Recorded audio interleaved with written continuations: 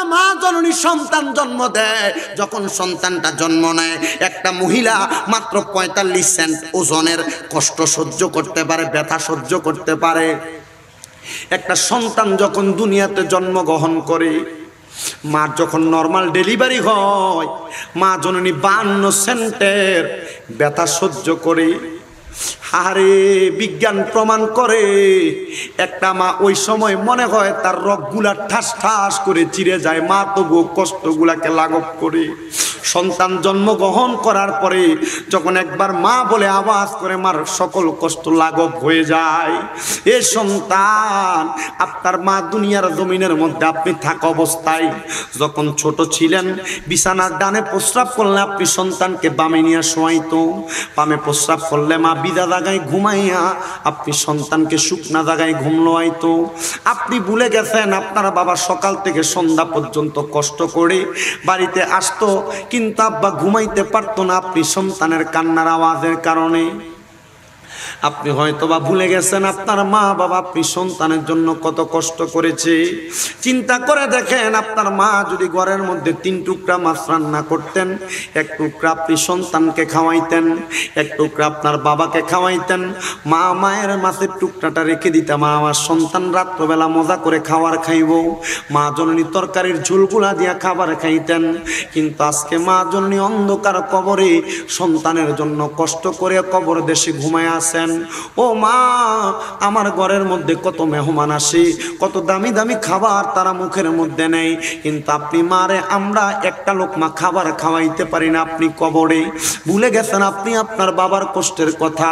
এমন ঈদের দিন গিয়েছে, আপনার বাবা নিজে চিরা লুঙ্গিটা পরেছে, পুরান পাঞ্জাবি আয়রন করে পরেছে, আয়রনও করতে পারে নাই, কোনো রকম ধুয়ে আপনার বাবা ঈদের ময়দানে গেছে, কিন্তু আপনি সন্তানকে দামি জামা কাপড় আপনার বাবা কিনে দিছে। আপনি আপনার বাবাকে যদি প্রশ্ন করতেন, বাবা আপনি কেন নতুন জামা কাপড় কিনেন নাই, আব্বা নিজেই মুখ খুলে বলতো, সন্তান এখন কি আমাদের আর ঈদের বয়স আছে নাকি, নতুন জামা কাপড় পরার বয়স আছে নাকি। আব্বা নিজে নিজে আপনাকে এমন উত্তর দিতেন, কিন্তু অভাবের কথা বলতেন না। আপনি সন্তান আজকে লাখ লাখ টাকার মালিক, আপনার বাবাকে 500 টাকা দিয়ে একটা লুঙ্গি কিনা পরাইতে পারেন না। আপনি সন্তান হাজার হাজার টাকার মালিক, কিন্তু আপনি আপনার বাবাকে 500 টাকা দিয়ে একটা জামা কিনা পরাইতে পারেন না। ভুলে গেছেন আপনি আপনার মায়ের কষ্টের কথা। যে মা জননী আপনাকে কাপড়ের আঁচল থেকে খুইলা স্কুলে যাওয়ার সময়, মাদ্রাসা যাওয়ার সময় 5-10 টাকা হাতের মধ্যে দিয়া দিত, মা নিজে পানের টাকাটা আপনার হাতের মধ্যে তুলে দিত। আপনার মা জননী আজকে অন্ধকার কবরে ঘুমায় আছে, আপনি হাজার হাজার লাখ লাখ টাকার মালিক। এ সন্তানের দল, আপনার মা অন্ধকার কবরে, আপনি আপনার মার একটা 500 টাকার কাপড় কিনা পরাইতে পারেন না। কি হবে তোমার টাকা দিয়া যুবক, কি হবে তোমার পয়সা দিয়া, কি হবে তোমার এত সম্পদ দিয়া, যদি তুমি তোমার সম্পদ দিয়া তোমার মা বাবার শান্তি না করতে পারো, যদি তোমার আম্মা আব্বার কলিজা ঠান্ডা না করতে পারো। সন্তান, তোমার মা তোমার বাবা তোমার কাছে 10 লাখ টাকা চায় না, 5000 টাকা চায় না, মাত্র 10 টাকার পান যদি তুমি গোমদন্ডির বাজার থেকে কিনা আনো, ফুলতলির বাজার থেকে কিনা আনো, তোমার মার কলিজাটা ঠান্ডা হয়ে যায়। আল্লাহর কসম রে যুবক, এমনও যুবক আছে, এমনও সন্তান আছে যারা বিবাহ করার পরে তাদের মা বাবার মনের মধ্যে কষ্ট দেয়। ওই দিন আমি একটা মাহফিলে যাওয়ার আগে একজন মা জননী কল দিয়া কই, হুজুর আমার সন্তান বিবাহ করার পরে তার বউকে নিয়ে আসে তার শ্বশুর বাড়িতে থাকে। আমি মা তো আমার পুতের কাছে টাকা চাই নাই, পয়সা চাই নাই, সম্পদ চাই নাই, আমি মা শুধু চাইছি আমার জাদুমণি নিয়ে আমি মার একবার মা বইলা ডাক দেই। হুজুর আমি আমার সন্তানের চেহারাটা দেখি না, আমি মায়ের কলিজার মধ্যে শান্তি নাই। এ বন্ধুরে, তুমি তোমার ভাইয়ের সাথে ঝগড়া করে, বউয়ের সাথে ঝগড়া করে মা বাপকে আলাদা করে দাও। মা বাপ তোমার ঘরে এক বেলা ভাত খায়, তোমার ভাইয়ের ঘরে এক বেলা ভাত খায়। এক সপ্তাহ এই ভাইয়ের ঘরে খায়, আরেক সপ্তাহ ওই ভাইয়ের ঘরে খায়। তোমার মা বাবা এমন ভাবে আলাদা আলাদা করে মানুষের ঘরে ঘরে হাইটে হাইটে খাওয়ার মতো তোমার জন্ম দেয় নাই।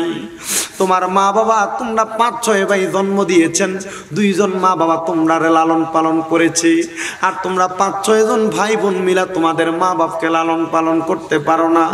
তোমার মতো সন্তান আল্লাহর দরবারে কি জবাব দিবে? নবী আমার আমার কয় সাখাতুর রব্বি ফি সাখাতিল ওয়ালিদি, আম্মা আব্বার মনে কষ্ট দিলে এক কথায় আম্মা আব্বার অসন্তুষ্টিতে আমার আল্লাহ অসন্তুষ্ট হয়ে যায়। তুমি চিন্তা করো বন্ধুরা, তোমার মা বাপকে তুমি এই খাবারগুলো আলাদা আলাদা করে দাও, মা বাবার কখন কি খাইতে মন চায় তুমি সন্তান এখনো জিজ্ঞাসা করো না। আল্লাহর দোহাই লাগে, এমন সন্তান আছো তোমরা তোমাদের মা বাপরে এমন আলাদা আলাদা করে রাখছো। এ যুবক ভাই, পারলে দেন আপনাদের পাগুলা আমার সামনে দেন, আমি শামীম রাজার জিব্বা দিয়ে আপনি সন্তানের পাগুলা পরিষ্কার করে দিব।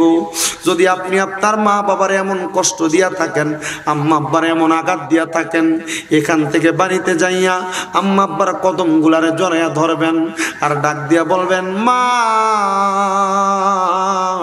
আপনার মনে আমি বড় কষ্ট দিয়েছি, আল্লাহর রাস্তায় আমারে মাফ করে দেন। আব্বা আপনার মনে বড় কষ্ট দিয়েছি, আল্লাহর রাস্তায় আমাকে মাফ করে দেন। যতক্ষণ পর্যন্ত আপনার মা আপনার বাবা আপনাকে মুখ দিয়ে বলেছে মাফ করে দিছি, ততক্ষণ আপনি আপনার মা বাবার কদম ছাড়বেন না। সন্তান আল্লাহর দোহাই লাগে কদমে হাত দিয়া বলি, আমার আল্লাহর নবী বলেছে রিদার রব্বি ফি রিদাল ওয়ালিদি, আম্মা আব্বার সন্তুষ্টিতে আমার আল্লাহ সন্তুষ্টি হয়ে যায়।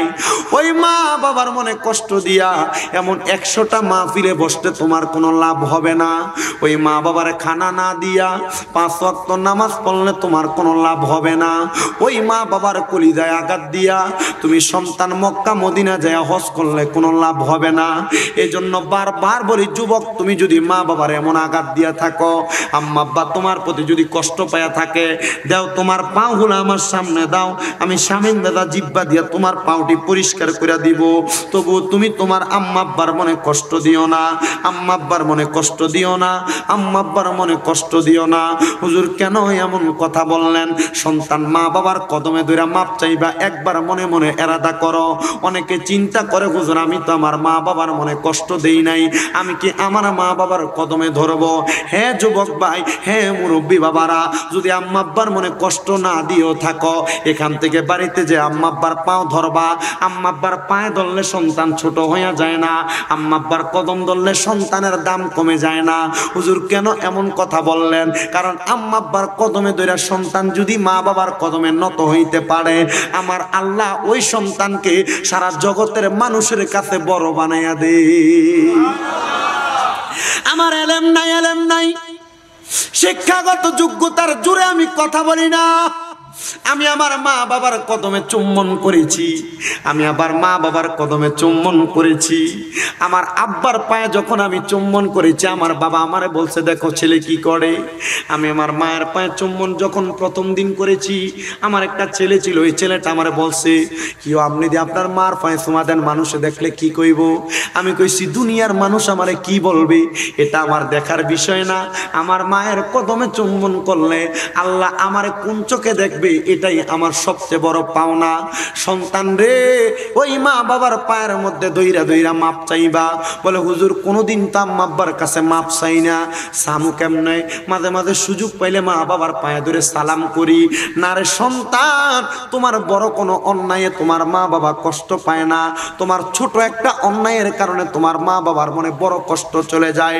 এই জন্য এখান থেকে বাড়িতে যাইবা, আম্মা আব্বার কদমে ধরে মাপ চাইবা। আজকে সৈয়দ করম আলী মিয়া দিয়ে কথা সঙ্গ এলাকাবাসীর উদ্যোগের মাহফিল তখন সফল হবে যখন আগামীকালকে এই গুমদুন্ডি এলাকার মধ্যে মানুষ হেঁটে হেঁটে বলবে শামীম রেজার ওয়াজ শোনার পরে আমার ছেলে আমার পায়ে ধরে মাপ চাইছে, কিন্তু আমার ফুতে কোনোদিন আমার সঙ্গে অন্যায় করে নাই, তবু আমার ছেলে আমার পায়ে ধরে মাপ চাইছে।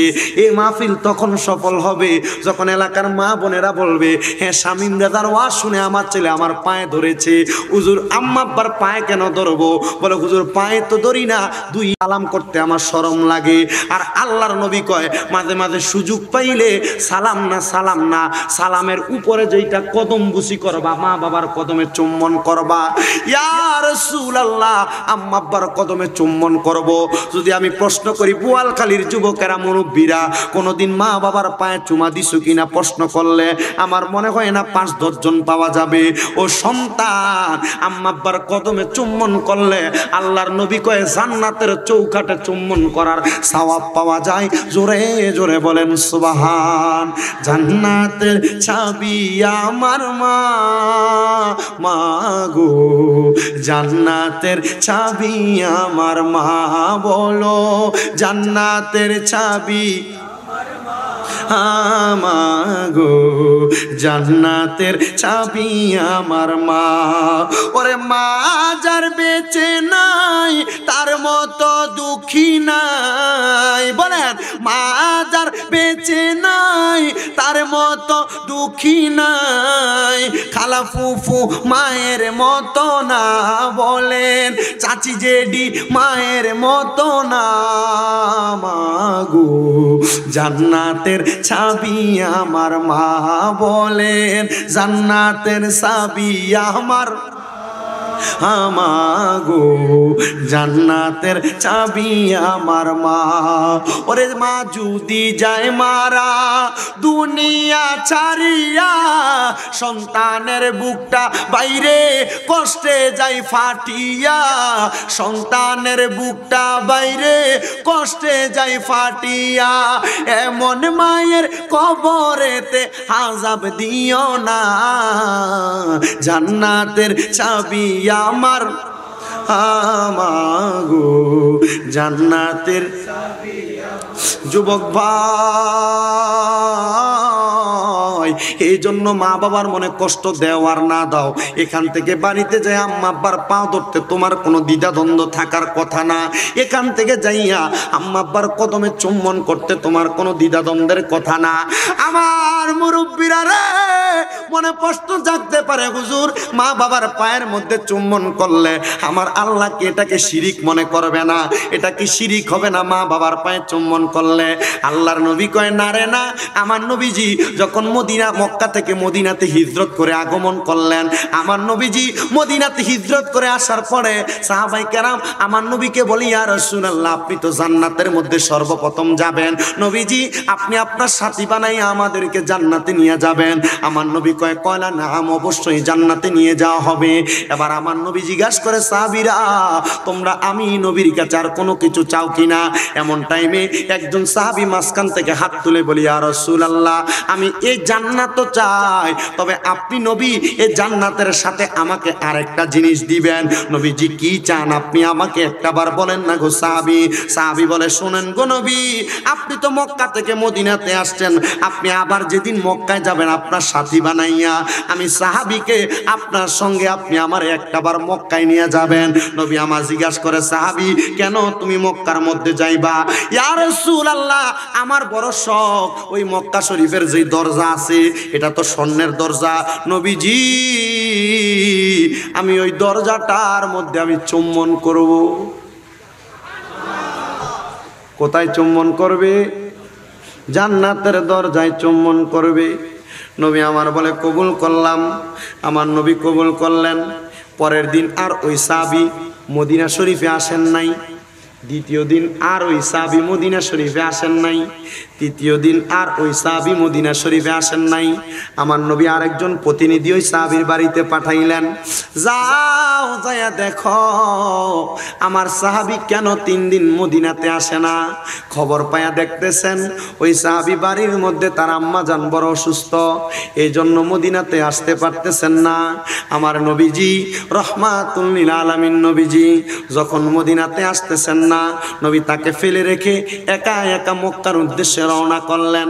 এমন টাইমে একজন সাহাবী ওই সাহাবীর কাছে খবর দেয়, কিরে সাহাবী তুমি না নবীকে বলেছিলা তোমাকে যেন মক্কায় যাওয়ার সময় নবীর সাথী বানায়া নিয়ে যায়, নবী তো তোমাকে নবীর সাথী বানায়া মক্কায় নিয়ে যায় নাই। ওই সাহাবী একটা দৌড় দিলেন আর আমার নবীর সামনে দাঁড়াইয়া ডাক দিয়ে বলতেছেন ফিদাকা আবি ওয়া উম্মি ইয়া রাসূলুল্লাহ আমার মা বাবা আপনার কদমে কুরবান হোক। ইয়া রাসূলুল্লাহ রাসূলুল্লাহ, ইয়া হাবিবাল্লাহ, নবী গো, আপনি না আমাকে মক্কায় নিয়ে যাওয়ার কথা, আপনি যে আমাকে মক্কায় নিলেন না। নবী আমার জিজ্ঞাসা করে, যাবি কেন তুমি মক্কায় যাইবা? মক্কায় যাওয়ার কারণ ইয়া রাসূলুল্লাহ, আমি আমার ওই মক্কা শরীফের চৌকাঠে একবার চুম্বন করার আশা। নবী আমার কয়, সাহাবী, আমি খবর পাইলাম তোমার আম্মা জানো সুস্থ, এখনো বেঁচে আছে কিনা তুমি বলো। ইয়া রাসূলুল্লাহ, হ্যাঁ আমার আম্মা জান এখনো বেঁচে আছে। যাও বাড়ির মধ্যে যাইবা, তোমার আম্মা জানের কদমের মধ্যে চুম্বন করবা, আম্মা জানের কদমে চুম্বন করবা। ইয়া রাসূলুল্লাহ, আমি তো আমার মার পায়ে চুম্বন করার কথা বলি নাই, আমি তো বলেছি ওই মক্কা শরীফের দরজার মধ্যে চুম্বন করার কথা। আমার নবী কয়, যাবি রে ও যাবি,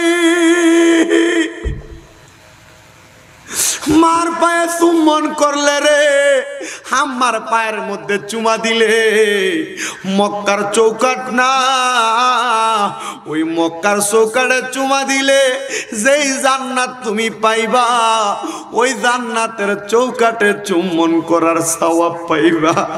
নবীজি আপনি কেন এমন কথা বললেন? বলে আম্মার সম্মান বোঝানোর জন্য। যুবক রে, ও মুরব্বী বাবাজিরা, আম্মা আব্বা কত রতন, এখন বেঁচে আছে, তুমি সন্তান বোঝো না। আম্মা আব্বা তোমারে ধমক দেয়, ধমকের সাথে উল্টে মা বাপরে ধমক দাও। আম্মা আব্বা কোনো তুমি খারাপ কাজ করলে ডাক দেয়, তুমি ঘুরে তাদেরকে উল্টা কথা বলো। না রে না, এই আম্মা আব্বা তোমার জন্য কত পরম ধন। আম্মা আব্বা মারা যাওয়ার পরে তুমি বুঝবা। আল্লাহর দোহাই লাগে, যদি আম্মা আব্বার সাথে অন্যায় করে থাকো, এখান থেকে যে আম্মা আব্বার কাছে মাপ চাইয়া পালাইবা। হুজুর অন্যায় করি নাই, তবু আম্মা আব্বার কদমে চুম্বন করবা।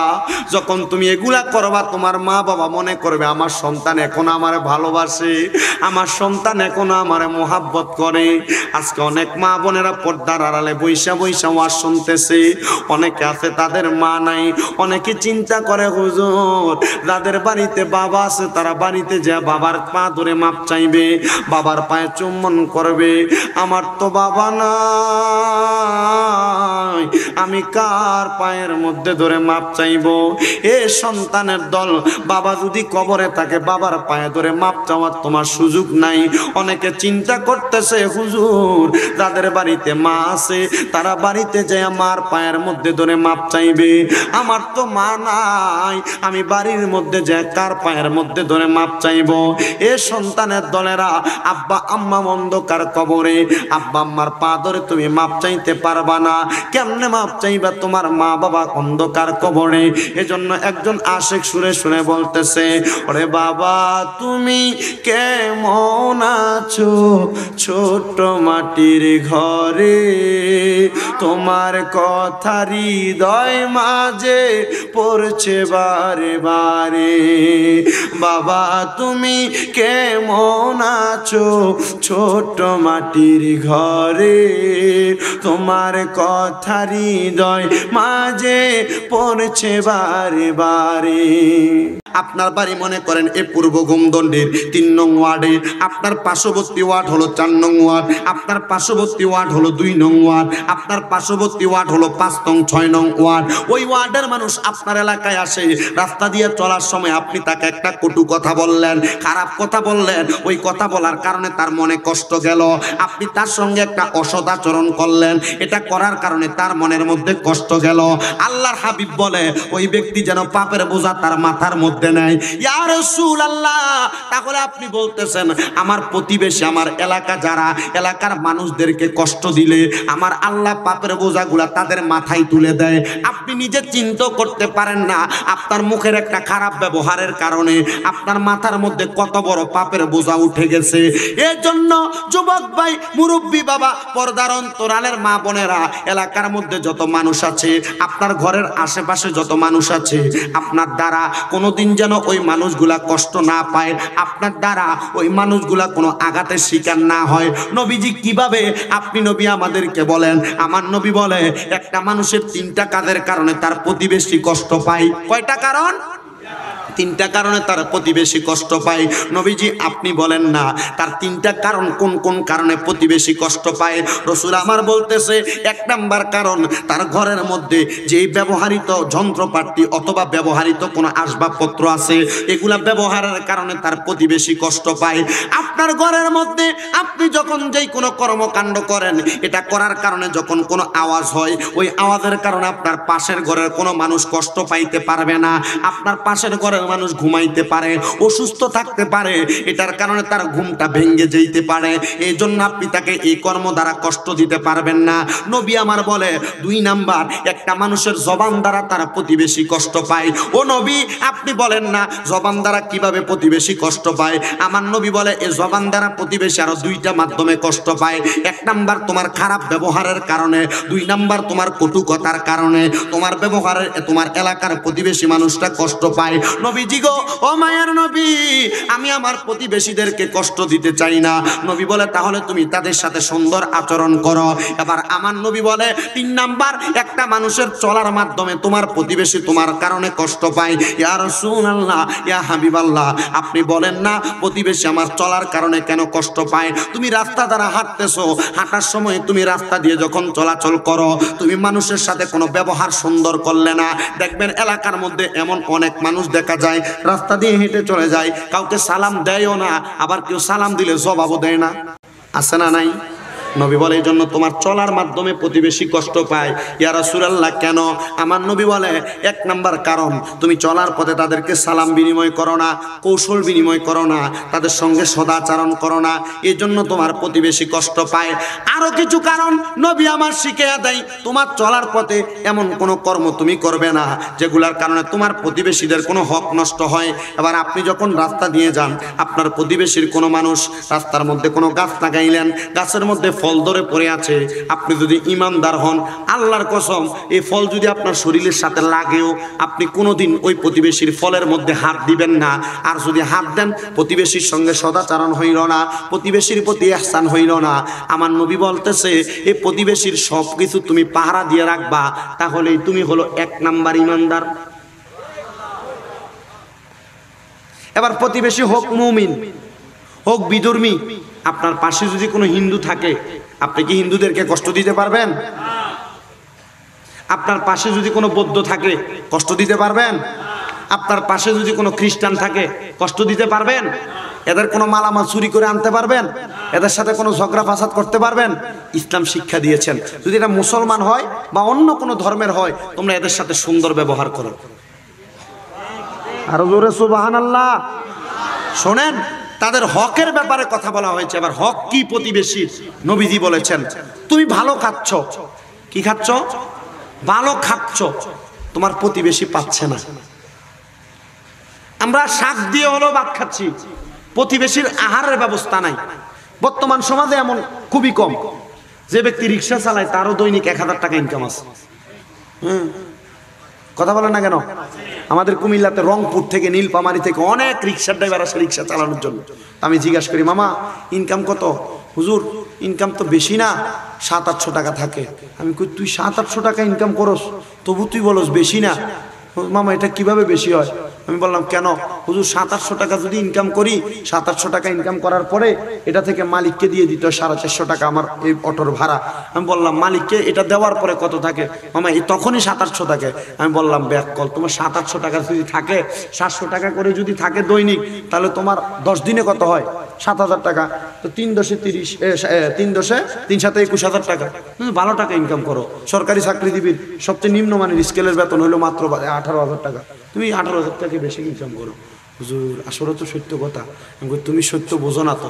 এই জন্য আপনি যা ইনকাম করেন, আপনার প্রতিবেশীর আশেপাশে কেউ যদি কোনো কষ্টে থাকে, আপনার ইনকামের টাকা থেকে তাকে দানের মাধ্যমে, সদাকার মাধ্যমে তার সব আশা পূরণ করার দায়িত্ব আপনার। সুবহানাল্লাহ করে। আপনার বাড়িতে কোনো ভালো খাবার রান্না করেছেন, কি খাবার? এই খাবারের ঘ্রাণ যদি আপনার প্রতিবেশীর বাড়িতে যায়, সে যদি বলে, আহ একটু খাবার যদি আমি পাইতাম, কি মজার ঘ্রাণ, শেষ খাবারের বরকত। কারণ আপনার এই খাবারের ঘ্রাণের কারণে তার মনে একটু আফসোস তৈরি হয়েছে। এই আফসোস তৈরি হওয়ার কারণে আপনার এই খাবারের বরকত নষ্ট হয়ে যাবে। বলেন, আফসোস তৈরি হওয়ার কারণে কি নষ্ট হয়ে যাবে? হযরতে হাসান বসরি রাদিয়াল্লাহু তাআলা আনহু, হাসান বসরি রাদিয়াল্লাহু তাআলা আনহু ইবাদত করতেন, কিন্তু উনি দেখতেন উনি যেই টাইমে ইবাদত করতেন এই টাইমে উনার পেছনের ঘরের মানুষ ঘরের মধ্যে ঝগড়া করতেন। ঝগড়া হাসান বসরি একদিন দেখলেন, 2 দিন দেখলেন, 3 দিন দেখলেন। দেখার পরে হযরতে হাসান বসরি রাদিয়াল্লাহু তাআলা আনহু ওই ঝগড়া দেখে ওনাদের বাড়ির সামনে গেলেন। যাওয়ার পর ওই মহিলা হযরত হাসান বসরির গায়ে ওনাদের এটো করা নোংরা পানি হাসান বসরির গায়ে মেরে দিলেন। হযরত হাসান বসরির গায়ে পানি মারার পর হাসান বসরি বলে আলহামদুলিল্লাহ।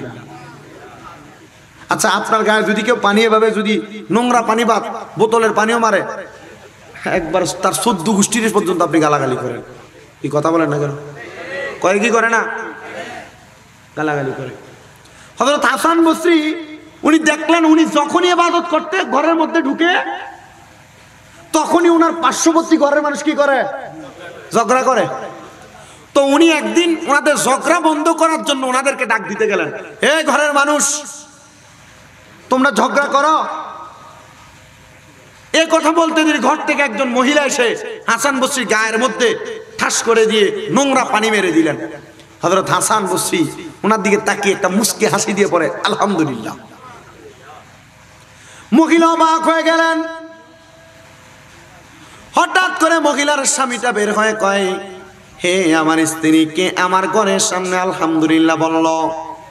ডাক দিয়ে বলে, মুসলমান ফকির হাসান বসরি নামক লোকটা আমাদের ঘরের সামনে এসে আলহামদুলিল্লাহ বলছে।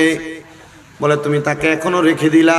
বলে, আমি রাখি নাই, আমি তাকে তাড়ানোর জন্য তার শরীরের মধ্যে নোংরা পানি মেরেছিলাম। আর পানি মারার পরে হযরত হাসান বসরি জবান দিয়ে পড়েছে আলহামদুলিল্লাহ।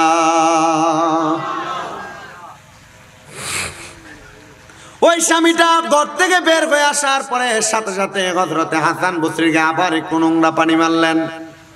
হযরত হাসান বসরি রাদিয়াল্লাহু তাআলা আবার পরে আলহামদুলিল্লাহ।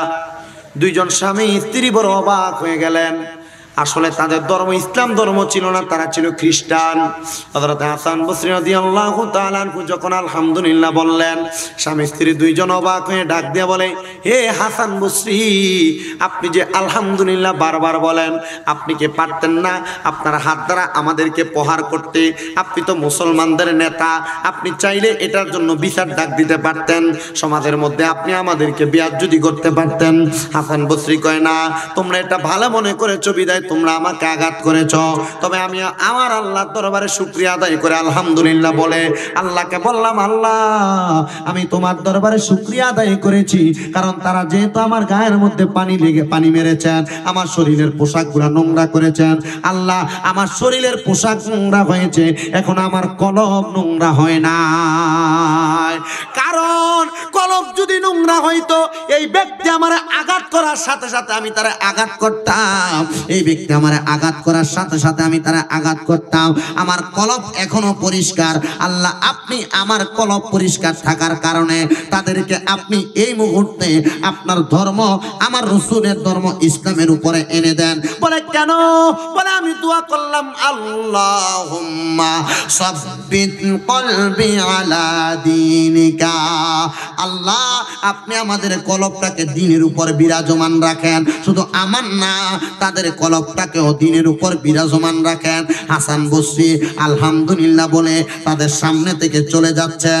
এমন টাইমে পেছন দিয়ে স্বামী স্ত্রী 2 জন আইসা হযরত হাসান বসরির কদমের মধ্যে ঝরায়া ধরলেন। ডাক দিয়া কয়, ও হাসান বসরি গো, হাসান বসরি, আপনার শরীরে পানি মারলাম, ইবাদত করার সময় আমরা খ্রিস্টান হইয়া আপনাকে আমরা ইবাদতের মধ্যে বিঘ্নতা ঘটাইলাম, আপনাকে ইবাদতের মধ্যে কষ্ট দিলাম, আপনি আমাদেরকে ডাক দিতে আসলেন, আপনার শরীরের মধ্যে পানি মারলাম, আপনি বললেন আলহামদুলিল্লাহ, আমার স্বামীও পানি মারল, আপনি বললেন আলহামদুলিল্লাহ।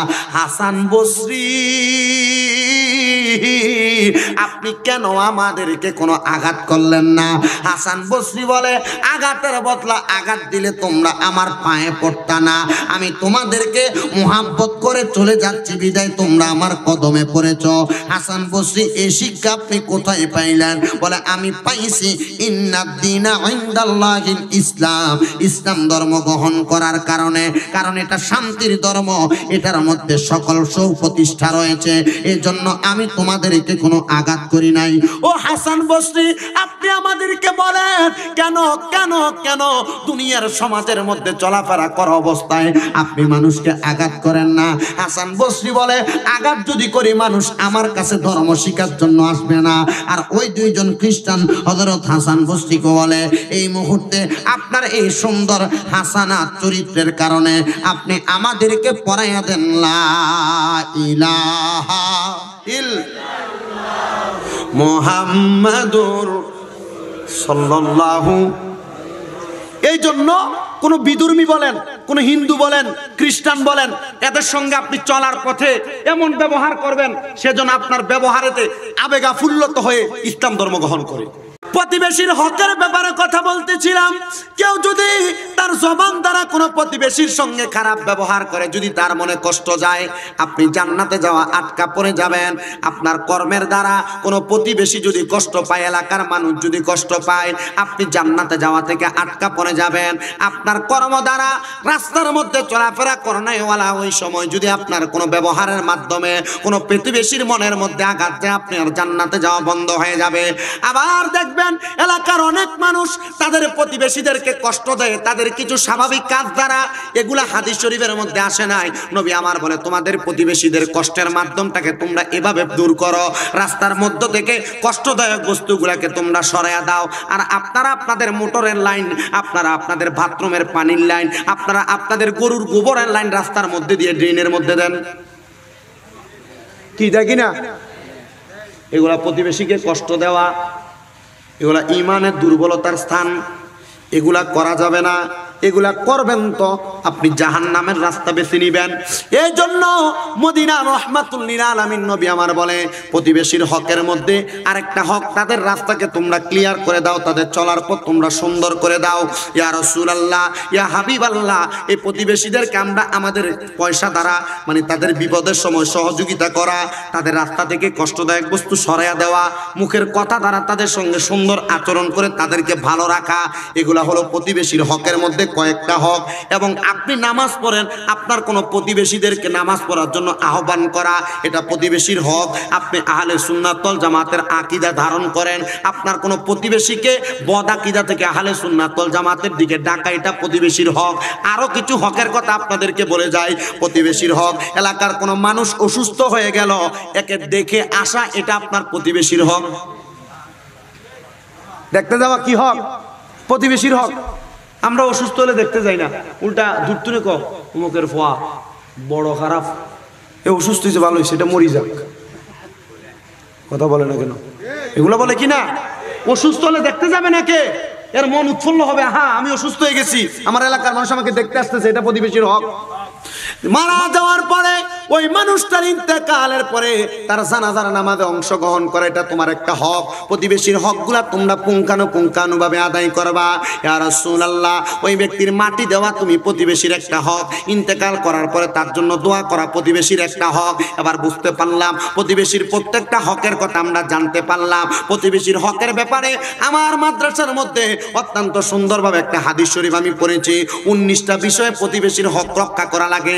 1 নাম্বার জবান দ্বারা বললাম, হাত থেকে বেঁচে থাকা বললাম, পা থেকে বেঁচে থাকা বললাম, আচরণ থেকে বেঁচে থাকা বললাম, রাস্তা ক্লিয়ার করে দেওয়া বললাম, অসুস্থ হইলে দেখতে যাওয়া বললাম, ইন্তেকাল করলে জানাজা পড়তে যাওয়া বললাম, ইন্তেকাল করার পর মাটি দেওয়া বললাম, ইন্তেকাল করার পরে তার জন্য দোয়া করা বললাম। নবী আমার বলে শুধু তাই নয়, ওই ব্যক্তি ইন্তেকাল করার পরে তার আত্মীয় স্বজনের খোঁজ খবর নেওয়া, তার সন্তানদের খোঁজ খবর নেওয়া, এটা তুমি প্রতিবেশীর হক। ইয়া রাসূলুল্লাহ, প্রতিবেশীর এই হকগুলার কথা তো আমরা জানলাম বুঝলাম, নবী আপনি আমাদেরকে বলে দেন না আর কোন কোন কাজের মধ্যে আমরা তাদেরকে সহযোগিতা করব। নবী বলেন কর্জে হাসানার মাধ্যমে তোমরা প্রতিবেশীকে সহযোগিতা করো। ইয়া রাসূলুল্লাহ কর্জে হাসানা কোনটা? সুদের উপরে টাকা লাগানো না, প্রতিবেশী বিপদে পড়ে টাকার জন্য আসছে, এরা বলে তুমি 10,000 টাকা নিবা, হলার মাসে 1,000 টাকা করে দেওয়া লাগবে, এটা প্রতিবেশীর হক না। আমার এলাকার পাশের এলাকা, এরা আমি জিজ্ঞাসা করলাম কাকা এই যে আপনি সুদের ব্যবসা, সে সুদের ব্যবসা না, সে প্রত্যেকদিন মাগরিবের নামাজের পরে এভাবে খাতা কলম নিয়ে বসে প্রত্যেকদিন সুদের টাকা লিস্ট করে। আমি কইলাম এগুলা যে করেন, কাকা এগুলো মানব সেবা। কিভাবে মানব সেবা? এত টাকা পাচ্ছে না কোথাও, আমি দিচ্ছি। আমি কই তো আপনি 10,000-এ কত নেন? বাবা মাসে 1,000 টাকা। কই তুই এটাতে নিচ্ছেন, এটা সেবা কিসের? না এটাও সেবা, কিন্তু এটা আমার তো একটা বিনিময়, আমি যে বসে বসে এগুলো লিখি আমার সময় ব্যয় হয় না, এই জন্য এটার বিনিময় নেই আর কি। কবরে তোমার এমন ফিডা ফিটবো, কাঁচা বাঁশের গোড়া দিয়ে বাইরে তোমার। কর্জে হাসানা দেওয়া, কোনো প্রতিবেশীকে টাকা দ্বারা সহযোগিতা করে, কোনো প্রতিবেশী বিপদে পড়ে গেছে টাকা দ্বারা পারো না, তোমার জবান দ্বারা সান্ত্বনা প্রদান করা। কোনো প্রতিবেশী বিপদে পড়ে গেছে জবান দ্বারা পারতেছো না, তারকে দূর থেকে দোয়া করা, আল্লাহ এই ব্যক্তিকে আপনি তার বিপদ থেকে উদ্ধার করার ব্যবস্থা করে দেন, এটা আপনার দায়িত্ব। আপনি বিপদে পড়ে গেলে আপনি দূর থেকে চিন্তা করেন, আরে বিপদে পড়ছে ভালো হয়েছে, এটা বিপদে পড়লে আমাদের জন্যই ভালো। কথা বলেন কেন? আছে না এমন? এগুলা করা যাবে না। এগুলা থেকে আল্লাহ আমাদেরকে বোঝার এবং আমাদেরকে এই পথগুলা থেকে, বাজে মাইন্ড থেকে ফিরে এসে ইসলাম সুন্দর একটা জীবন ব্যবস্থা মানুষের মাঝে উপহার দেওয়ার তৌফিক দান করেন। পড়েন আমিন, আরো জোরে পড়েন আমিন। এই প্রতিবেশীর হকের পরে আমাকে মাহফিল কমিটির ভাইয়েরা বলেছেন পিতামাতার হকের ব্যাপারে কথা বলার জন্য। ও পিতামাতা, আপনাদের হক মানে সন্তান মা বাবা বুড়া হওয়ার পরে, বয়স্ক হওয়ার পরে বাদ দেয় না, জুদা করে দেয়, খেদমত করে না, সুন্দর ব্যবহার করে না, এগুলার কথা আপনি বলতেছেন। পিতামাতার হকের আগে আগে দরকার সন্তানের হকের আলোচনা করা। কার হক? আপনি মুরব্বী না বয়স্ক? আপনি মুরব্বী বয়স্ক, আপনারা যারা বয়স্ক, আচ্ছা বলেন, মনে করেন এ পানির দাম বর্তমানে 20 টাকা নাকি? পানির দাম কত? 20 টাকা। আচ্ছা আপনি যদি এই দোকানদারকে 20 টাকা না দেন, পানি নিয়ে চলে আসেন, দোকানদারকে আপনাকে খালু আব্বা ডাকবে নাকি ভিড়াবে? কথা বলে না কেন? তাহলে পানি আনার জন্য কি দেওয়া লাগবে? কত দেওয়া লাগবে? 20 টাকা। আপনি 20 টাকা দেওয়ার পরে আপনি দোকানদার থেকে পানি খাইতে পারবেন। আল্লাহর নবী রহমাতুল লিল আলামিন নবীজি এই পিতামাতার হকের ব্যাপারে এমন একটা কথা বলেছেন, পিতামাতার হক সন্তান প্রাপ্তবয়স্ক হওয়ার পর আদায় করবে। প্রাপ্তবয়স্ক 10 বছরের পর থেকে সন্তান তার মা বাবার প্রতি সদাচরণ করা শিখবে, তার আগ থেকে তার মা বাবা তাকে শিখাবে। ইয়া রাসূলুল্লাহ, পিতামাতার হক কোন সন্তান আদায় করবে? আপনি যদি আপনার সন্তানকে তার নির্দিষ্ট পরিমাণ হক না আদায় করেন, আপনার সন্তান আপনার হক আদায় করবে না। আমার পর্দার অন্তরালে অনেক মা বোনেরা আলোচনা শুনতেছে, অনেক মা বোনেরা তাদের সন্তানকে 24 মাস দুধ পান করানোর কথা নবী হাদিসে বলছেন। 2 বছর একটা সন্তানকে দুধ পান করাবে, 6 মাস দুধ পান করানোর পরে সেরেলাক, হরলিক্স, বাহিরের দুধ পান করায়। ভাই কথা বলেন না কেন? করায় কি করায় না? কেন? মা বোনের ফিগার নষ্ট হয়ে যাবে, তাকে আকর্ষণীয় দেখা যাবে না। 6 মাস দুধ পান করানোর পরে ওই সন্তানকে আর মা দুধ পান করায় না। আচ্ছা এই ছেলে আপনার কাছে কি 6 মাস দুধ পানা না 24 মাস? বলেন কয় মাস? 24 মাস দুধ পাও না। 24 মাসের সন্তানকে দুধ না দিয়া 6 মাস দুধ দিলেন, আপনি কি আপনার সন্তানের দায়িত্ব পালন করলেন? করলেন না। এবার আপনি আপনার সন্তান থেকে সদাচরণ পাবেন না।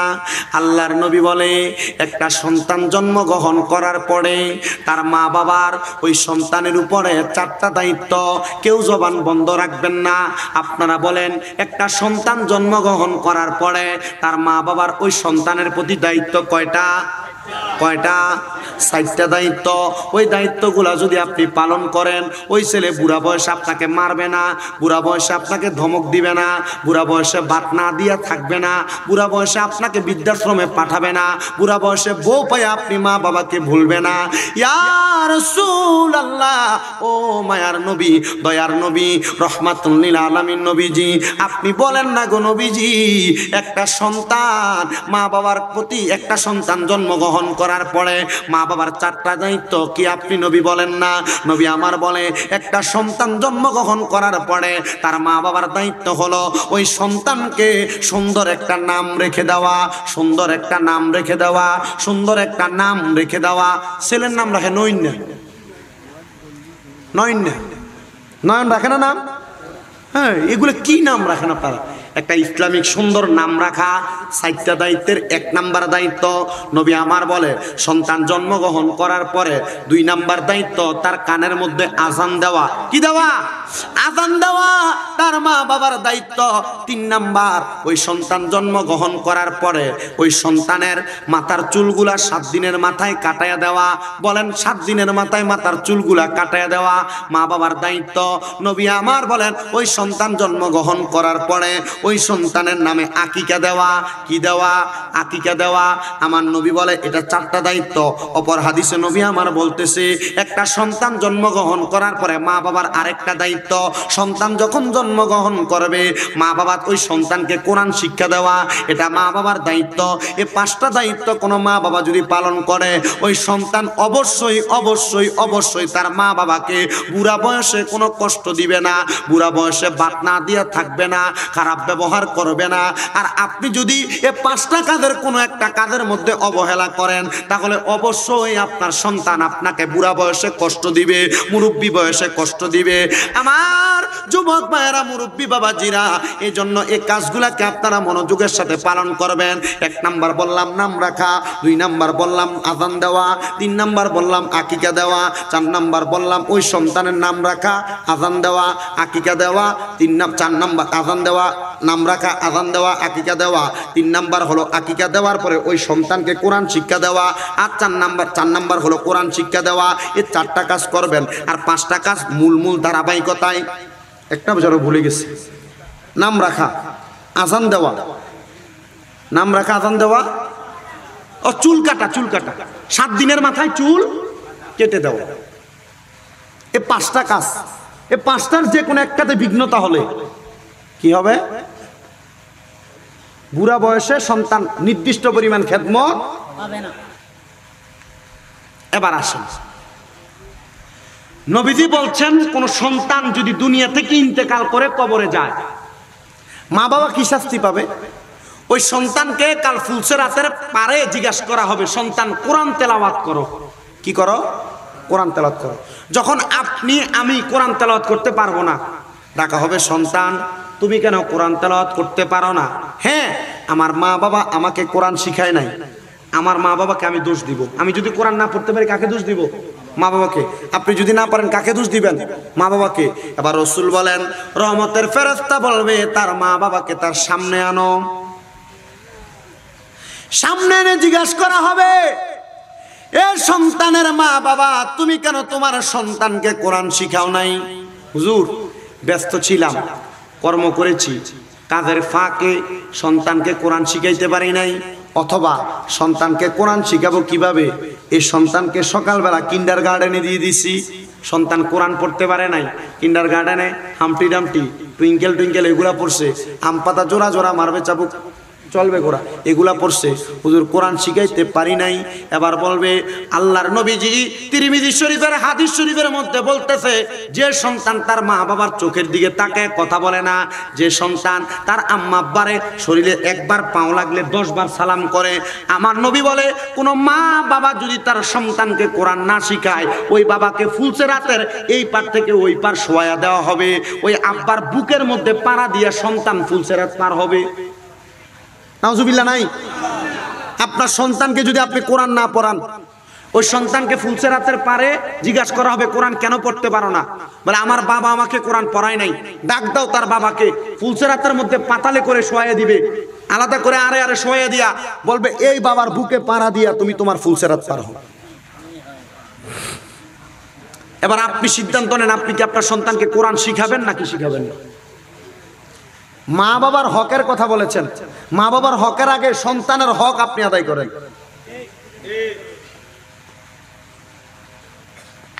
আপনারা বুঝতেছেন?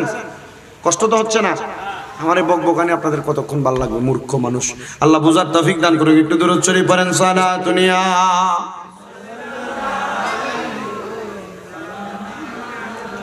হাবিবাল্লাহ আলাইকুম সালাতুনিয়া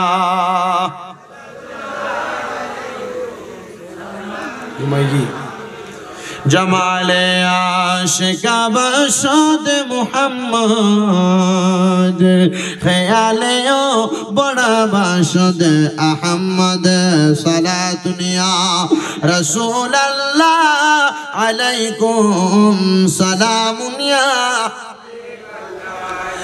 আমার পূর্ব কুমদন্ডির বাবারা,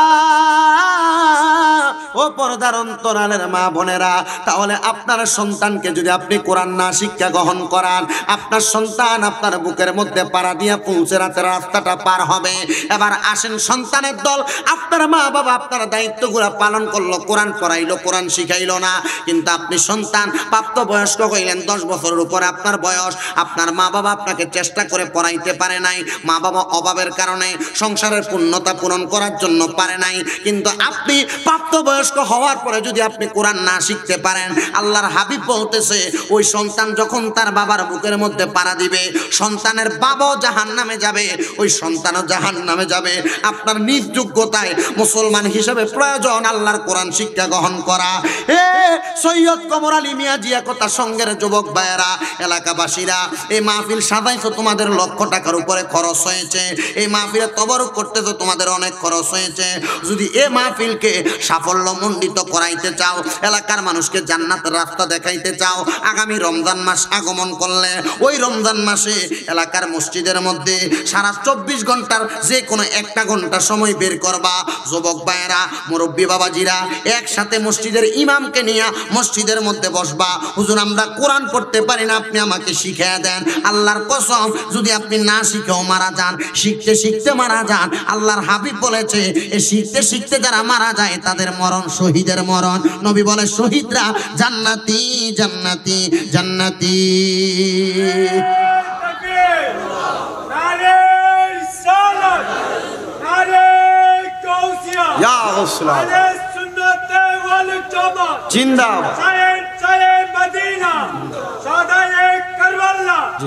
মিলাদুন নবী, এই মিলাদুন নবীর মাহফিলে আপনারা বসেছেন, এই মিলাদুন নবীর মাহফিল থেকে আজকে শিক্ষা নেবেন। আগামী রমজানে মসজিদের মধ্যে ইন্তেজাম করবেন যে এলাকার সন্তান যারা কোরআন পড়তে পারে না তাদেরকে কোরআন পড়ার ব্যবস্থা করে দিবেন। কি একটু কথা বলেন? তারা মুরব্বীরা পড়তে পারে না, পড়ার ব্যবস্থা করে দিবেন। যদি না শিখতেও পারে, না শিখতেও পারে, শিখতে শিখতে মারা যায়, কিসের মরণ? কিসের মরণ? শহীদের মরণ। আপনার কাছে সময় নাই, মোবাইল এটা হাতে নিলে আপনার 1.5-2 ঘন্টা 3 ঘন্টা চলে যায়। তারাবির নামাজের পর থেকে সর্বক্ষণ খালি আপনি মোবাইল টিপেন। এখন ঘুমাবো কেন? সাহারি খায়া ফজর পড়া তারপরে ঘুমাবো। অনেকে সাহারি আউয়াল ওয়াক্তে খায়া তারপরে যে ঘুমায় ফজরেরও খবর থাকে না। কি কথা বলেন না কেন? এই রোজার আল্লাহ রসুলের কাছে কোনো দাম নাই, আল্লাহর কাছে কোনো দাম নাই। কেন? এই রোজার দাম তখন থাকবে যখন আপনি আপনাকে এই রোজার মতো করে তৈরি করতে পারবেন। দরকার আছে না নাই? দরকার আছে না নাই? এবার আল্লাহ পাক রব্বুল আলামিন কোরআনুল কারীমের মধ্যে আম্মা আব্বার হকের ব্যাপারে আলোচনা করতেছেন। বিসমিল্লাহির রহমানির রহিম ওয়া'বুদুল্লাহা ওয়া লা তুশরিকু বিহি শাইআন ওয়া বিল ওয়ালিদাইনি ইহসানা। না ঘুমাইছে, বোয়ালখালীর মানুষ ঘুমাই গেছেন আপনারা? আল্লাহ কোরআনের আয়াতের মধ্যে তিনটা বিষয়ের কথা বলেছেন। বলেন কয়টা বিষয়ের কথা বলেছেন? তিনটা বিষয়। ইনশাআল্লাহ আমি আমার এই তিনটা বিষয়ের কথা বলে আমার আলোচনা শেষ করব। আপনাদের কি কষ্ট হবে? আল্লাহ কোরআনুল কারীমের মধ্যে বলেন, ওয়াবুদুল্লাহ, তোমরা আল্লাহর ইবাদত করো, ওয়ালা তুশরিকু বিহি শাইআ, এবং দুনিয়ার জমিনের মধ্যে কোনো কিছুর সাথে আল্লাহর সঙ্গে শিরিক করবে না। ওয়াবিল ওয়ালিদাইনি ইহসানা, এবং তোমরা তোমাদের মা বাবার সাথে সদাচরণ করো, সুন্দর ব্যবহার করো। এটা তোমার মা বাবার প্রতি এক নাম্বার হক। ইয়া রাসূলুল্লাহ, ইয়া হাবিবাল্লাহ, আপনি নবী আমাদেরকে বললেন আম্মা আব্বার প্রতি সদাচরণ করার কথা।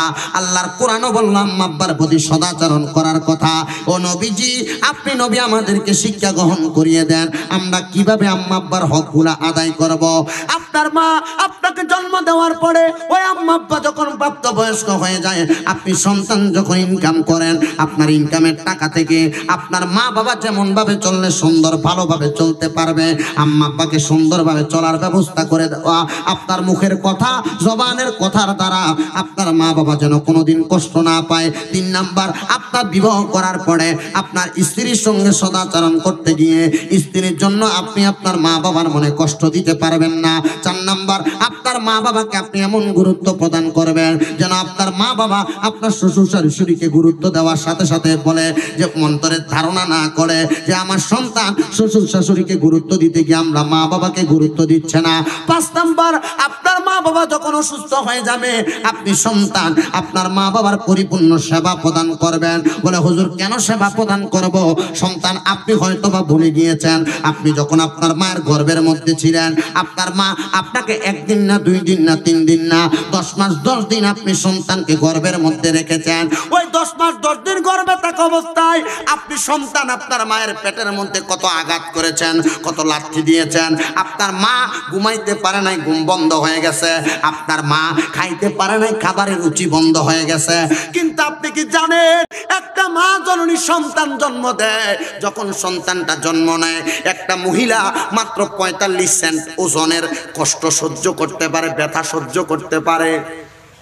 একটা সন্তান যখন দুনিয়াতে জন্মগ্রহণ করে, মার যখন নর্মাল ডেলিভারি হয়, মা জননী 52 সেন্টের ব্যথা সহ্য করে। আরে বিজ্ঞান প্রমাণ করে একটা মা ওই সময় মনে হয় তার রগগুলা ঠাস ঠাস করে চিরে যায়, মা তবুও কষ্টগুলাকে লাঘব করে। সন্তান জন্মগ্রহণ করার পরে যখন একবার মা বলে আওয়াজ করে, মার সকল কষ্ট লাঘব হয়ে যায়। এ সন্তান, আপনার মা দুনিয়ার জমিনের মধ্যে আপনি থাকা অবস্থায় যখন ছোট ছিলেন, বিছানার ডানে প্রস্রাব করলে আপনি সন্তানকে বামে নিয়ে শোয়াইতো। বামে প্রস্রাব করলে মা বিদা জায়গায় ঘুমাইয়া আপনি সন্তানকে শুকনা জায়গায় ঘুম লোয়াইতো। আপনি ভুলে গেছেন আপনার বাবা সকাল থেকে সন্ধ্যা পর্যন্ত কষ্ট করে বাড়িতে আসতো, কিন্তু আব্বা ঘুমাইতে পারতো না আপনি সন্তানের কান্নার আওয়াজের কারণে। আপনি হয়তো বা ভুলে গেছেন আপনার মা বাবা আপনি সন্তানের জন্য কত কষ্ট করেছে। চিন্তা করে দেখেন, আপনার মা যদি ঘরের মধ্যে 3 টুকরা মাছ রান্না করতেন, 1 টুকরা আপনি সন্তানকে খাওয়াইতেন, 1 টুকরা আপনার বাবাকে খাওয়াইতেন। মায়ের মাছের টুকরাটা রেখে দিতাম, আমার সন্তান রাত্রবেলা মজা করে খাবার খাইব। মা জননী তরকারির ঝোলগুলা দিয়া খাবার খাইতেন। কিন্তু আজকে মা জননী অন্ধকার কবরে সন্তানের জন্য কষ্ট করে কবর দেশে ঘুমায় আছেন। ও মা, আমার ঘরের মধ্যে কত মেহমান আসে, কত দামি দামি খাবার তারা মুখের মধ্যে নেই, কিন্তু আপনি মারে আমরা একটা লোকমা খাবার খাওয়াইতে পারি না। আপনি কবরে ভুলে গেছেন আপনি আপনার বাবার কষ্টের কথা।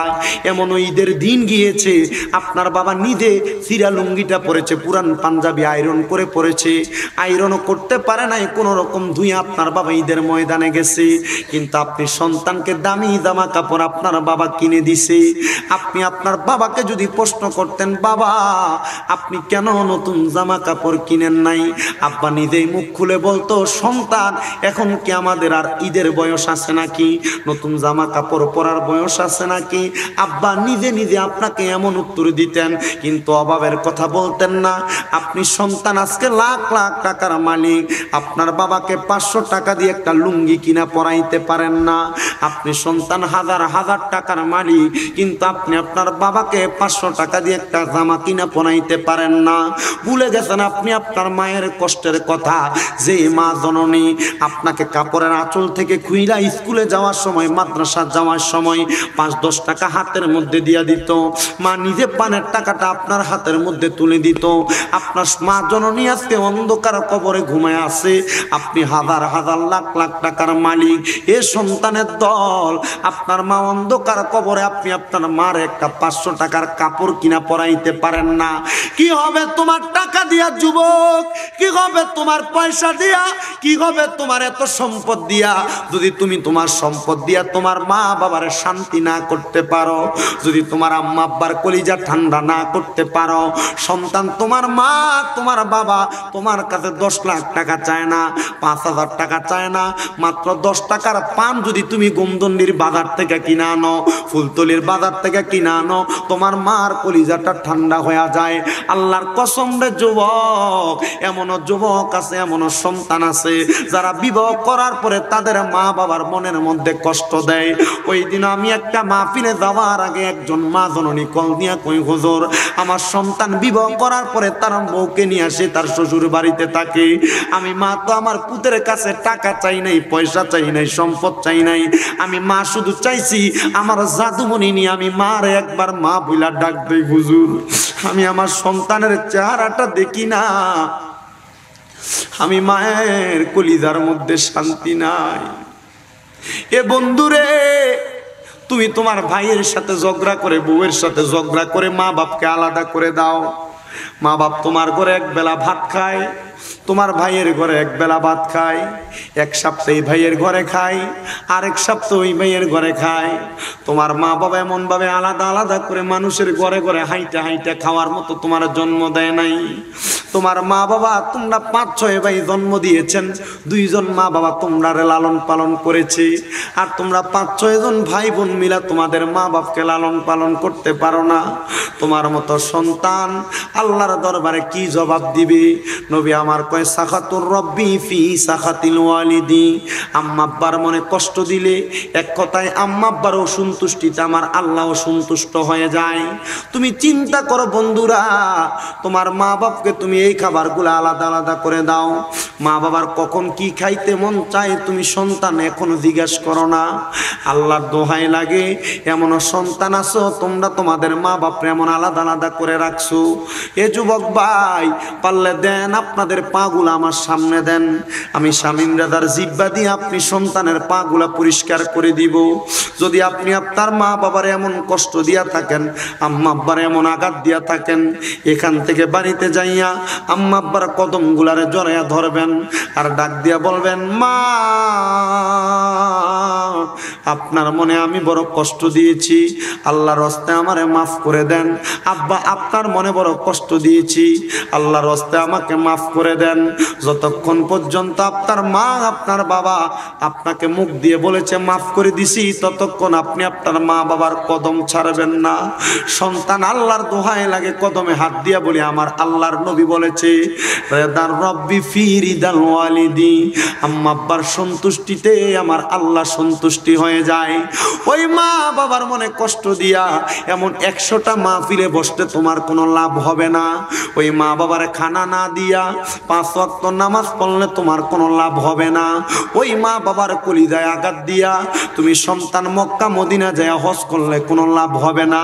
এজন্য বারবার বলি যুবক, তুমি যদি মা বাবার এমন আঘাত দিয়া থাকো, আম্মা আব্বা তোমার প্রতি যদি কষ্ট পায়া থাকে, দাও তোমার পাগুলো আমার সামনে দাও, আমি শামীম দাদা জিব্বা দিয়া তোমার পাউটি পরিষ্কার করে দিব। তবু তুমি তোমার আম্মা আব্বার মনে কষ্ট দিও না, আম্মা আব্বার মনে কষ্ট দিও না, আম্মা আব্বার মনে কষ্ট দিও না। হুজুর কেন এমন কথা বললেন?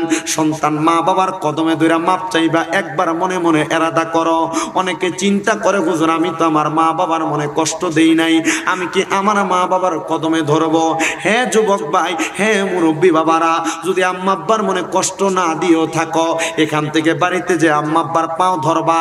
আম্মা আব্বার পায়ে ধরলে সন্তান ছোট হয়ে যায় না, আম্মা আব্বার কদম ধরলে সন্তানের দাম কমে যায় না। হুজুর কেন এমন কথা বললেন? কারণ আম্মা আব্বার কদমে ধরে সন্তান যদি মা বাবার কদমে নত হইতে পারে, আমার আল্লাহ ওই সন্তানকে সারা জগতের মানুষের কাছে বড় বানাইয়া দে। আমার এলেম নাই, শিক্ষাগত যোগ্যতার জোরে আমি কথা বলি না। আমি আমার মা বাবার কদমে চুম্বন করেছি, আমি আবার মা বাবার কদমে চুম্বন করেছি।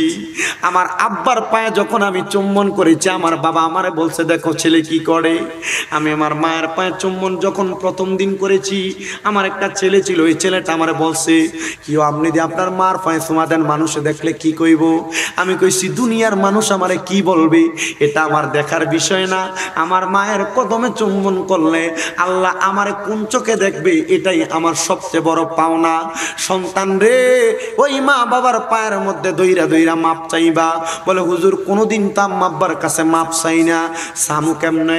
মাঝে মাঝে সুযোগ পাইলে মা বাবার পায়ে ধরে সালাম করি। না রে সন্তান, তোমার বড় কোনো অন্যায়ে তোমার মা বাবা কষ্ট পায় না, তোমার ছোট একটা অন্যায়ের কারণে তোমার মা বাবার মনে বড় কষ্ট চলে যায়। এই জন্য এখান থেকে বাড়িতে যাইবা, আম্মা আব্বার কদমে ধরে মাপ চাইবা। আজকে সৈয়দ করম আলী মিয়া দিয়ে কথা সঙ্গ এলাকাবাসীর উদ্যোগের মাহফিল তখন সফল হবে যখন আগামীকালকে এই গুমদুন্ডি এলাকার মধ্যে মানুষ হেঁটে হেঁটে বলবে শামীম রেজার ওয়াজ শোনার পরে আমার ছেলে আমার পায়ে ধরে মাপ চাইছে, কিন্তু আমার ফুতে কোনোদিন আমার সঙ্গে অন্যায় করে নাই, তবু আমার ছেলে আমার পায়ে ধরে মাপ চাইছে। এই মাহফিল তখন সফল হবে যখন এলাকার মা বোনেরা বলবে হ্যাঁ শামীম রেজার ওয়াজ শুনে আমার ছেলে আমার পায়ে ধরেছে। হুজুর আম্মা আব্বার পায়ে কেন ধরবো? বলে হুজুর পায়ে তো ধরি না, দুই সালাম করতে আমার শরম লাগে। আর আল্লাহর নবী কয় মাঝে মাঝে সুযোগ পাইলে সালাম না সালামের উপরে যেটা কদম বুসি করবা, মা বাবার কদমে চুম্বন করবা। ইয়া রাসূলুল্লাহ, আম্মা আব্বার কদমে চুম্বন করব। যদি আমি প্রশ্ন করি বোয়ালখালীর যুবকেরা মুরব্বীরা কোনোদিন মা বাবার পায়ে চুমা দিছো কিনা প্রশ্ন করলে আমার মনে হয় না 5-10 জন পাওয়া যাবে। ও সন্তান, আম্মা আব্বার কদমে চুম্বন করলে আল্লাহর নবী কয় জান্নাতের চৌকাঠে চুম্বন করার সওয়াব পাওয়া যায়। জোরে জোরে বলেন সুবহান। জান্নাতের চাবি আমার মা, মা গো জান্নাতের চাবি আমার মা, বলো জান্নাতের চাবি আমাগো জান্নাতের চাবি আমার মা। ওরে মা যার বেঁচে নাই তার মতো দুঃখী নাই, বলেন মা যার বেঁচে নাই তার মতো দুঃখী নাই। খালা ফুফু মায়ের মতো না, বলেন চাচি জেডি মায়ের মতো না। মাগো জান্নাতের চাবি আমার মা, বলেন জান্নাতের চাবি আমার আমাগো জান্নাতের চাবি আমার মা। ওরে মা যদি যায় মারা দুনিয়া ছাড়িয়া, সন্তানের বুকটা বাইরে কষ্টে যায় ফাটিয়া, সন্তানের বুকটা বাইরে কষ্টে যায় ফাটিয়া। এমন মায়ের কবরেতে আযাব দিও না, জান্নাতের চাবি আমার আমাগো জান্নাতের। যুবক ভাই, এই জন্য মা বাবার মনে কষ্ট দেও আর না দাও, এখান থেকে বাড়িতে যাই আম্মা আব্বার পা ধরতে তোমার কোনো দ্বিধাদ্বন্দ্ব থাকার কথা না। এখান থেকে যাইয়া আম্মা আব্বার কদমে চুম্বন করতে তোমার কোনো দ্বিধাদ্বন্দ্বের কথা না। আমার মুরব্বীরা রে, মনে প্রশ্ন জাগতে পারে হুজুর মা বাবার পায়ের মধ্যে চুম্বন করলে আমার আল্লাহকে এটাকে শিরিক মনে করবে না? এটা কি শিরিক হবে না মা বাবার পায়ে চুম্বন করলে? আল্লাহর নবী কয় না রে না। আমার নবীজি যখন মদিনা মক্কা থেকে মদিনাতে হিজরত করে আগমন করলেন। আমার নবীজি মদিনাতে হিজরত করে আসার পরে সাহাবাই কেরাম আমার নবীকে বলি, ইয়া রাসূলুল্লাহ, আপনি তো জান্নাতের মধ্যে সর্বপ্রথম যাবেন, নবীজি আপনি আপনার সাথী বানাই আমাদেরকে জান্নাতে নিয়ে যাবেন। আমার নবী কয়লা নাম, অবশ্যই জান্নাতে নিয়ে যাওয়া হবে। এবার আমার নবী জিজ্ঞাসা করে, সাহাবীরা তোমরা আমি নবীর কাছে আর কোনো কিছু চাও কিনা? এমন টাইমে একজন সাহাবী মাঝখান থেকে হাত তুলে বলি, ইয়া রাসূলুল্লাহ, আমি এই জান্নাত চাই, তবে আপনি নবী এই জান্নাতের সাথে আমাকে আরেকটা জিনিস দিবেন। নবীজি কি চান আপনি আমাকে একটাবার বলেন না গো সাহাবী। সাহাবী বলে, শুনেন গো নবী, আপনি তো মক্কা থেকে মদিনাতে আসছেন, আপনি আবার যেদিন মক্কায় যাবেন আপনার সাথী বানাইয়া আমি সাহাবীকে আপনার সঙ্গে আপনি আমার একটাবার মক্কায় নিয়ে যাবেন। নবী আমার জিজ্ঞাসা করে, সাহাবী কেন তুমি মক্কার মধ্যে যাইবা? ইয়া রাসূলুল্লাহ, আমার বড় শখ, ওই মক্কা শরীফের যে দরজা আছে এটা তো স্বর্ণের দরজা, নবীজি আমি ওই দরজাটার মধ্যে আমি চুম্বন করব। কোথায় চুম্বন করবে? জান্নাতের দরজায় চুম্বন করবে। নবী আমার বলে, কবুল করলাম। আমার নবী কবুল করলেন। পরের দিন আর ওই সাহাবী মদিনা শরীফে আসেন নাই। দ্বিতীয় দিন আর ওই সাহাবী মদিনা শরীফে আসেন নাই। তৃতীয় দিন আর ওই সাহাবী মদিনা শরীফে আসেন নাই। আমার নবী আরেকজন প্রতিনিধি ওই সাহাবীর বাড়িতে পাঠাইলেন, যাও যায়া দেখো আমার সাহাবী কেন 3 দিন মদিনাতে আসে না। খবর পায়া দেখতেছেন ওই সাহাবী বাড়ির মধ্যে তার আম্মা জান বড় অসুস্থ, এই জন্য মদিনাতে আসতে পারতেছেন না। আমার নবীজি রহমাতুল লিল আলামিন নবীজি যখন মদিনাতে আসতেছেন না, নবী তাকে ফেলে রেখে একা একা মক্কার উদ্দেশ্যে রওনা করলেন। এমন টাইমে একজন সাহাবী ওই সাহাবীর কাছে খবর দেয়, কিরে সাহাবী, তুমি না নবীকে বলেছিলা তোমাকে যেন মক্কায় যাওয়ার সময় নবীর সাথী বানায়া নিয়ে যায়, নবী তো তোমাকে নবীর সাথী বানায়া মক্কায় নিয়ে যায় নাই। ওই সাহাবী একটা দৌড় দিলেন আর আমার নবীর সামনে দাঁড়াইয়া ডাক দিয়ে বলতেছেন, ফিদাকা আবি ওয়া উম্মি ইয়া রাসূলুল্লাহ, আমার মা বাবা আপনার কদমে কুরবান হোক। ইয়া রাসূলুল্লাহ, ইয়া হাবিবাল্লাহ, নবী গো আপনি না আমাকে মক্কায় নিয়ে যাওয়ার কথা, আপনি যে আমাকে মক্কায় নিলেন না। নবী আমার জিজ্ঞাসা করে, যাবি কেন তুমি মক্কায় যাইবা? মক্কায় যাওয়ার কারণ ইয়া রাসূলুল্লাহ, আমি আমার ওই মক্কা শরীফের চৌকাঠে একবার চুম্বন করার আশা। নবী আমার কয়, সাহাবী আমি খবর পাইলাম তোমার আম্মা জান অসুস্থ, এখনো বেঁচে আছে কিনা তুমি বলো। ইয়া রাসূলুল্লাহ, হ্যাঁ আমার আম্মা জান এখনো বেঁচে আছে। যাও বাড়ির মধ্যে যাইবা, তোমার আম্মা জানের কদমের মধ্যে চুম্বন করবা, আম্মা জানের কদমে চুম্বন করবা। ইয়া রাসূলুল্লাহ, আমি তো আমার মার পায়ে চুম্বন করার কথা বলি নাই, আমি তো বলেছি ওই মক্কা শরীফের দরজার মধ্যে চুম্বন করার কথা। আমার নবী কয়, সাহাবী রে, ও সাহাবী, মার পায়ে চুম্বন করলে রে, আমার পায়ের মধ্যে চুমা দিলে মক্কার চৌকাট না, ওই মক্কার চৌকাটে চুমা দিলে যেই জান্নাত তুমি পাইবা, ওই জান্নাতের চৌকাটে চুম্বন করার সওয়াব পাইবা। নবীজি আপনি কেন এমন কথা বললেন? বলে আম্মার সম্মান বোঝানোর জন্য। যুবক রে, ও মুরব্বী বাবাজিরা, আম্মা আব্বা কত রতন, এখন বেঁচে আছে তুমি সন্তান বুঝো না। আম্মা আব্বা তোমারে ধমক দেয়, ধমকের সাথে উল্টে মা বাপরে ধমক দাও। আম্মা আব্বা কোনো তুমি খারাপ কাজ করলে ডাক দেয়, তুমি ঘুরে তাদেরকে উল্টা কথা বলো। না রে না, এই আম্মা আব্বা তোমার জন্য কত পরম ধন। আম্মা আব্বা মারা যাওয়ার পরে তুমি বুঝবা। আল্লাহর দোহাই লাগে, যদি আম্মা আব্বার সাথে অন্যায় করে থাকো, এখান থেকে যে আম্মা আব্বার কাছে মাপ চাইয়া পালাইবা। হুজুর অন্যায় করি নাই, তবু আম্মা আব্বার কদমে চুম্বন করবা। যখন তুমি এগুলা করবা, তোমার মা বাবা মনে করবে আমার সন্তান এখনো আমারে ভালোবাসে, আমার সন্তান এখনো আমারে মোহাব্বত করে। আজকে অনেক মা বোনেরা পর্দার আড়ালে বৈশা বৈশা ওয়াজ শুনতেছে। অনেকে আছে তাদের মা নাই, অনেকে চিন্তা করে হুজুর যাদের বাড়িতে বাবা আছে তারা বাড়িতে যা বাবার পা ধরে মাপ চাইবে, বাবার পায়ে চুম্বন করবে। আমার তো বাবা নাই,